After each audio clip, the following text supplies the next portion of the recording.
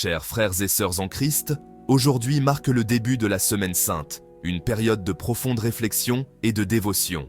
Nous entrons dans ces jours saints, branches de palmiers à la main, acclamant le Christ Seigneur, notre Sauveur et Roi. Comme les enfants de Jérusalem, nous crions de tout notre cœur, « Hosanna au plus haut des cieux, béni soit celui qui vient au nom du Seigneur ». En ce jour, nous nous souvenons de l'accueil triomphal réservé à Jésus, un accueil qui résonne encore dans nos cœurs aujourd'hui. C'est Jésus que nous suivons, dans son entrée triomphale à Jérusalem, un moment de joie et d'espoir pour tous ceux qui croyaient en lui.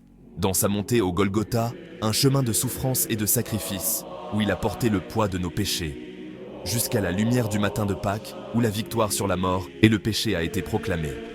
Cette semaine, nous revivons ces moments cruciaux de la vie de Jésus, moments qui ont changé le cours de l'histoire.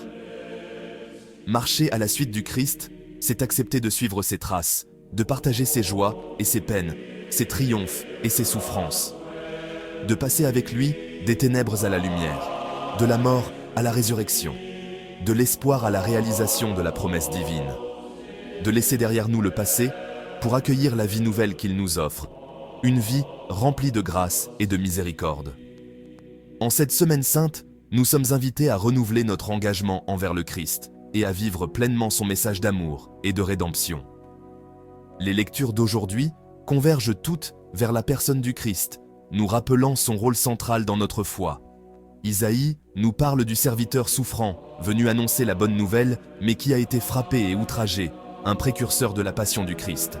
Saint Paul nous rappelle la divinité du Christ et ce à quoi il a renoncé pour devenir homme, un acte d'humilité et d'amour incomparable. Et l'évangile de Saint Luc relate la passion et la mort du Christ pour chacun d'entre nous, un récit poignant de sacrifice et de rédemption.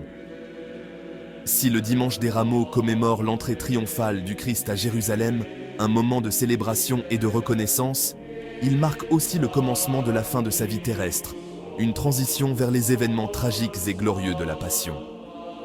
Il nous offre un contraste saisissant, nous invitant à méditer sur ce qui va advenir plus tard cette semaine, sur la profondeur de son amour et de son sacrifice.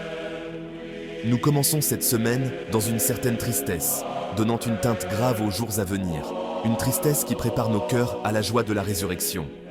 Cependant, il y a aussi une lueur d'espoir, une promesse de renouveau et de vie éternelle, car nous connaissons la fin de l'histoire, à savoir que le Christ a vaincu la mort et nous a offert le salut, une victoire qui nous remplit de joie et de gratitude.